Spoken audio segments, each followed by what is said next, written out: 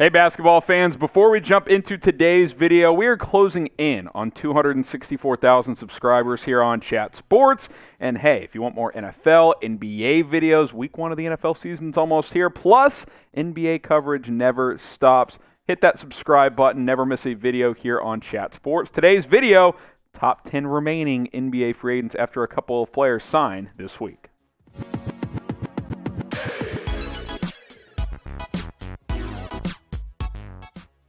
You're watching NBA Now. I am Harrison Graham. I thought we'd take a look at 10 under-the-radar free agents. Now that a few guys have signed, Lauri Markkanen's off the board, Paul Millsap to the Nets, even Dennis Smith Jr. heading to the Portland Trail Blazers. But there are still some names to keep in mind, so let's go ahead and break them down on today's show. We'll start with a former superstar. That is one DeMarcus Cousins. This is kind of a theme on today's video. Still big names, valuable players, but a lot of guys that aren't what they used to be. Boogie Cousins is clearly not what he was 3, 4, 5 years ago. But I will say this, he can still score offensively. He can get buckets down low. He can shoot the three ball a little bit. I still like DeMarcus Cousins. He belongs on an NBA roster. Now, he can't defend a lick. He has trouble in transition situations because he has so much wear and tear on his body. But I do think he's valuable as a backup or a third-string center that can, come in, give you 10 to 15 minutes a game and score the basketball. If Boban Marjanovic can come in and be an effective offensive player, surely DeMarcus Cousins can as well. So I think that he's certainly someone worth signing, and I do believe that he will be on a roster at some point this season. What do you guys think, though? Is Boogie Cousins still worth it? Type Y for yes, type in for no. We'll go ahead and make this the pinned comment on today's video. So if you get hit with a YouTube ad break, go ahead and answer this question. Next up is JJ Redick as we go through 10 under-the-radar free agents still available.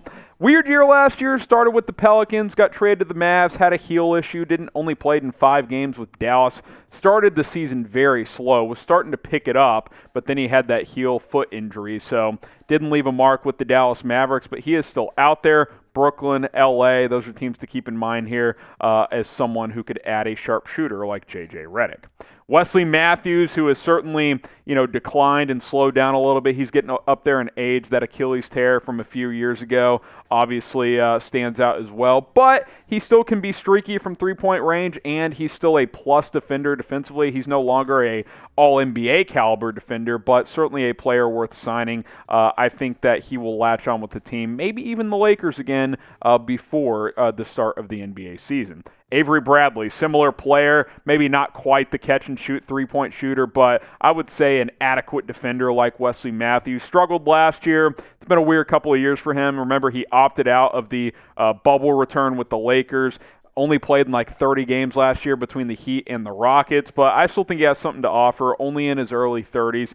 Good defender, and a career 36-37% three-point shooter, which is average in today's NBA, which is certainly not bad.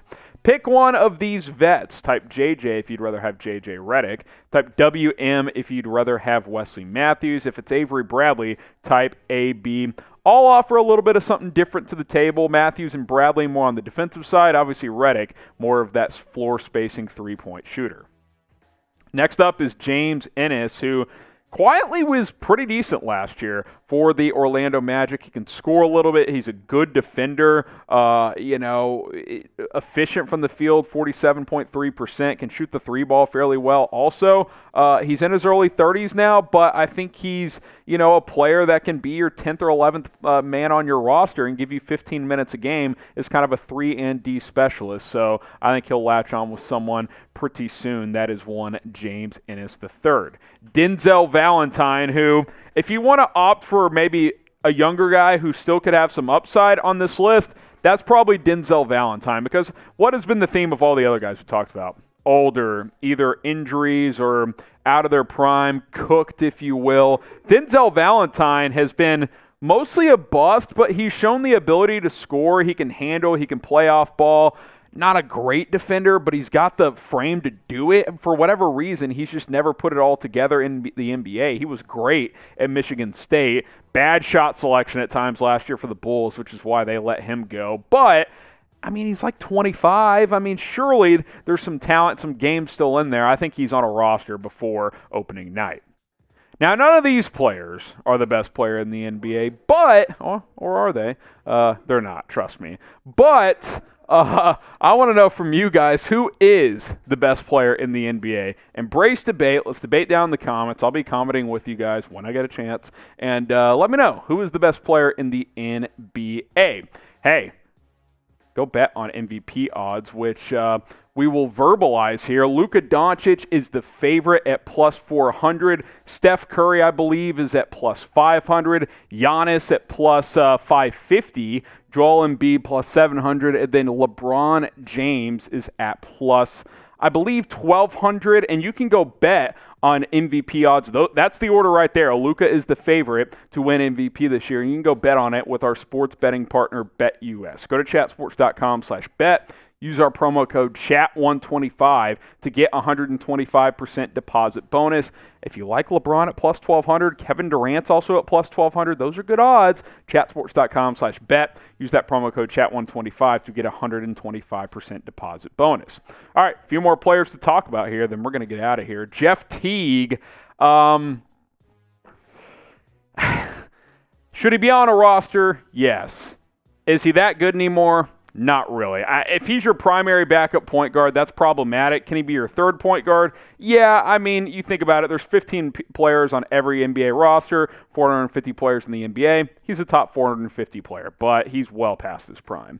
Etuan Moore, probably a player I like more than Jeff Teague. Sneakily shot the ball pretty good for Phoenix last year. 5 points a game, 45.5% from the field. Got playoff minutes for a team that was in the NBA Finals. That's not nothing, so I fully expect him to be on a roster before the start of training camp. And then a couple other guys. Isaiah Thomas, who, certainly a bigger name than a couple of the guys we just talked about, has not been an effective player the past 4 years in the NBA. He's played in less than 100 games over the last 4 seasons. Injuries, but he says he's fully healthy. He's been playing, on these summer circuits, the Drew League and all this other stuff, and obviously, he can still score in those type of leagues.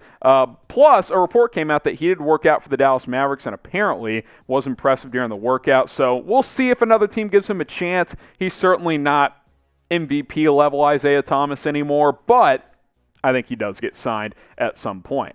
And then one more guy, Bismack Biyombo is our final under-the-radar free agent. He will never come close to being the player that the Charlotte Hornets gave $64 million to. But I think he can be a backup center. He can score around the basket and rebound.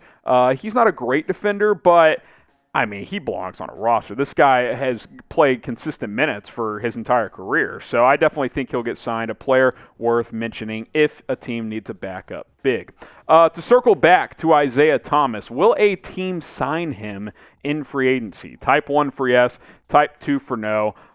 What do you guys think? I think someone will. I'm not sure he'll stick around, but I bet he will get signed in free agency. So there you go. 10 under-the-radar free agents that are still available to sign. Training camps get going later this month, and then the NBA returns in October. Subscribe to the channel. Don't miss any of our coverage here on NBA Now. Let's get to 264,000 subs ASAP. More NBA videos, NFL, other videos as well. Subscribe, and we'll see you next time.